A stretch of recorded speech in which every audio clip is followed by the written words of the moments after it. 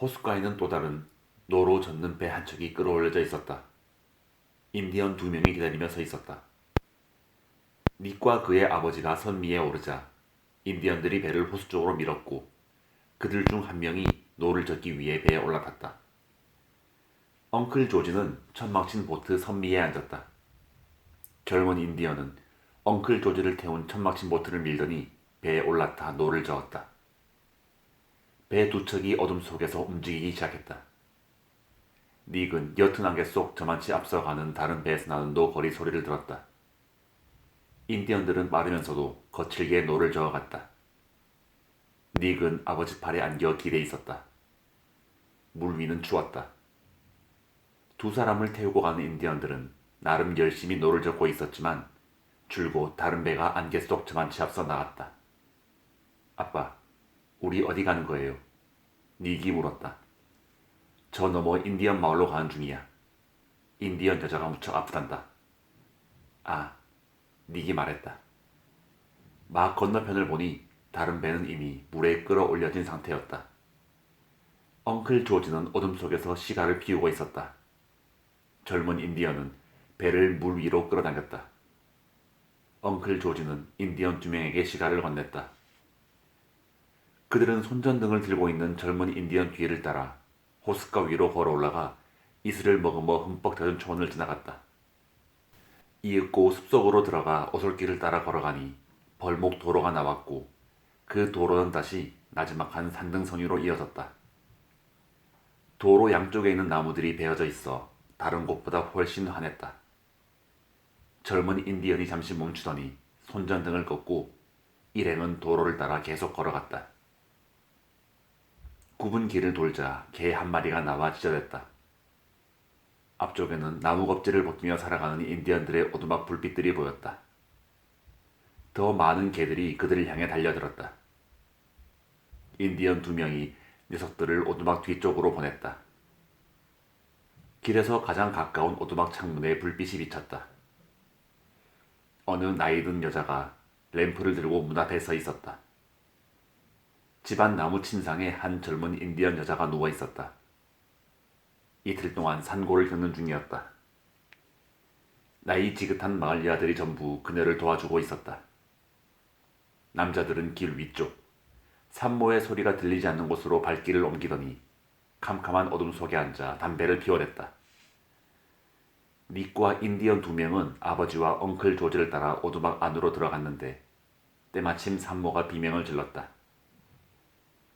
산모는 아래 침상에 누워 있었고 누비 이불을 덮은 몸짓은 무척 커 보였다. 머리를 옆으로 돌리고 있었다. 위쪽 침상에는 남편이 있었다. 사흘 전 도끼에 발이 찍혀 심하게 다친 상태였다. 그는 파이프 담배를 피우고 있었다.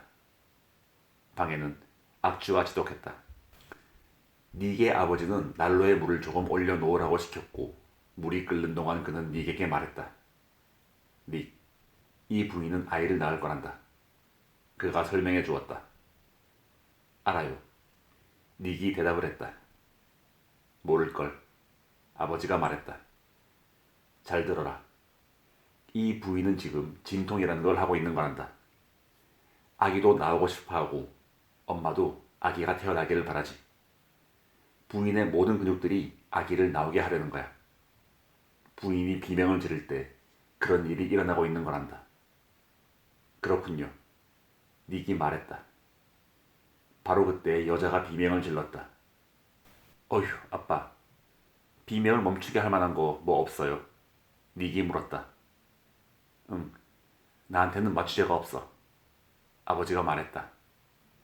하지만 비명을 지른다고 큰일이 생긴 건 아니란다. 별일 아니다. 난 그 비명 소리가 들리지도 않는걸. 위쪽 침상의 남편은 벽 쪽으로 돌아 누웠다. 부엌에 있는 여자가 의사에게 물이 뜨겁다는 신호를 보냈다. 닉의 아버지는 부엌으로 가서 커다란 주전자에 물을 대야에 반쯤 부었다. 그러고는 손수건에서 꺼낸 몇 가지를 남은 주전자 물에 넣었다. 이것들은 삶아야 한단다. 그는 이렇게 말하더니 뜨거운 물이 담긴 대야에 손을 담그고 캠프에서 가져온 비누로 손을 문지르기 시작했다. 닉은 아버지가 두 손을 비누로 비벼대는 모습을 지켜보았다. 아버지는 손을 구석구석 꼼꼼하게 씻으면서 말했다. 있잖아, 닉. 아기는 맨 처음에 머리부터 나와야 하는데 간혹 안 그런 경우도 있단다.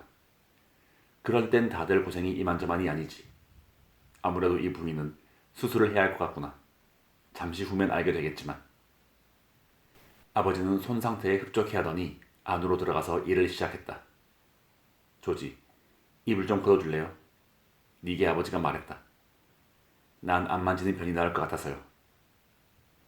잠시 후 그가 수술을 시작했고 엉클 조지와 인디안 남자 3명은 여자가 움직이지 못하게 잡고 있었다.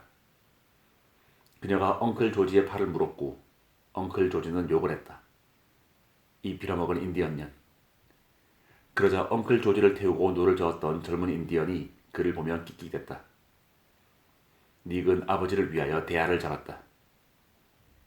일이 완전히 끝나는데 시간이 꽤 걸렸다. 닉의 아버지는 아기를 들어 올리더니 찰싹 때려 숨을 쉬게 한 다음 나이든 여자에게 건넸다. 봐라 닉, 사내 아이란다. 그가 말했다. 인턴이 된 소감이었더니 닉이 말했다. 좋았어요. 그는 아버지가 하고 있는 것을 보지 않으려고 고개를 돌리고 있었다. 자, 됐다. 그의 아버지는 대야 안에 뭔가를 넣었다. 닉은 그것을 보지 않았다. 이제 그의 아버지가 말했다. 몇 바늘 꿰맬 거란다. 이건 봐도 되고 안 봐도 되니 네가 하고 싶은 대로 하렴. 난 절개한 부위를 꿰매야 한단다. 닉은 보지 않았다. 이미 오래전에 호기심이 사라진 상태였다. 그의 아버지는 일을 마무리 짓고 일어섰다. 엉클 조지와 인디언 남자 3명도 따라 일어섰다. 닉은 대야를 부엌에 갖다 놓았다. 엉클 조지는 제 팔을 바라보았다. 젊은 인디언은 아까 일이 떠오른 듯 미소를 지었다. 조지, 거기에 과산화수 좀 달아줄게요. 의사가 말했다. 그는 인디언 여자 쪽으로 몸을 굽혔다. 그녀는 이제 안정을 되찾았고 눈이 감겨 있었다. 아주 창백해 보였다. 그녀는 아기든 뭐든 일이 어떻게 돌아가는 건지 전혀 알지 못했다. 아침에 다시 올게요. 의사가 일어나면서 말했다. 정오쯤에 세인트 이그너스에서 간호사가 올 거고 우리에게 필요한 걸 전부 가져다 줄 겁니다. 그는 경기가 끝난 후 풋볼 선수가 탈의실에서 그렇듯 의기양양해하며 수다를 떨었다. 조지, 이건 의학 잡지에 실릴 법한 일이요.